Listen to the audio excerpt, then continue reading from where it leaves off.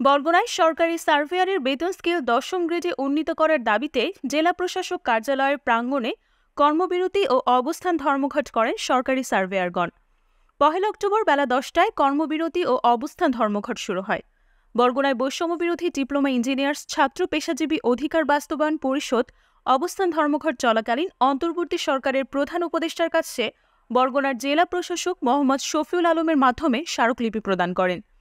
এ সময় বরগুনার বিভিন্ন সরকারি অফিসে কর্মরত সার্ভেয়াররা জানান, ডিপোজনামা ইন ইঞ্জিনিয়ারিং পাশ করে সবাইকে ২য় শ্রেণী ও ১০ম গ্রেডে বেতন স্কেল দেওয়া হলেও সারা দেশের সার্ভেয়ারদের করা হয়নি।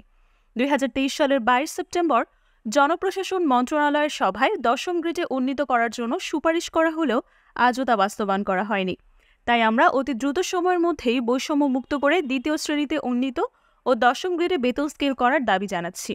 এই দাবি না করা হলে আগামী ৬ অক্টোবর থেকে লাগাতার ধর্মঘটে যাওয়ার হুঁশিয়ারি দেন।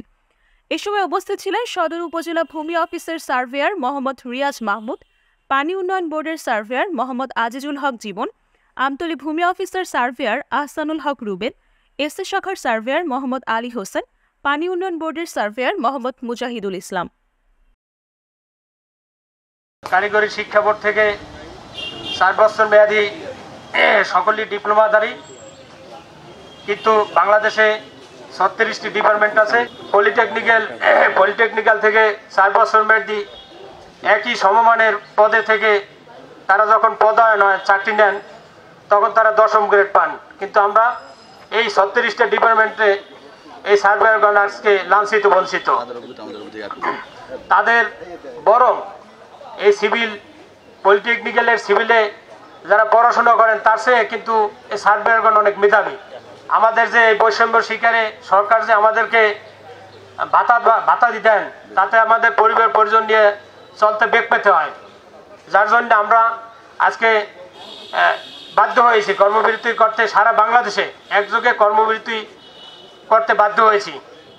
আমরা 1 থেকে আজকে 1 সেপ্টেম্বর থেকে 3রা সেপ্টেম্বর পর্যন্ত আমরা এই কর্মবিরতি চালিয়ে যাব।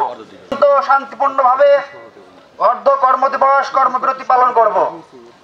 প্রিয় সাংবাদিক ভাইরা, আমরা বিশ্বাস করি এবং আশা রাখি আপনারা আমাদের এই শান্তিপূর্ণ, আমরা সরকারের বিভিন্ন দপ্তরে 14, 15, 16তম গ্রেডে চাকরি করি।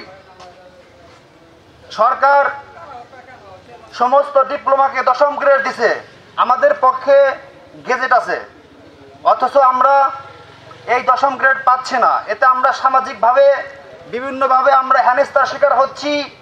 আমাদের এই দাবি যৌক্তিক, এটা আমাদের আত্মমর্যাদার দাবি।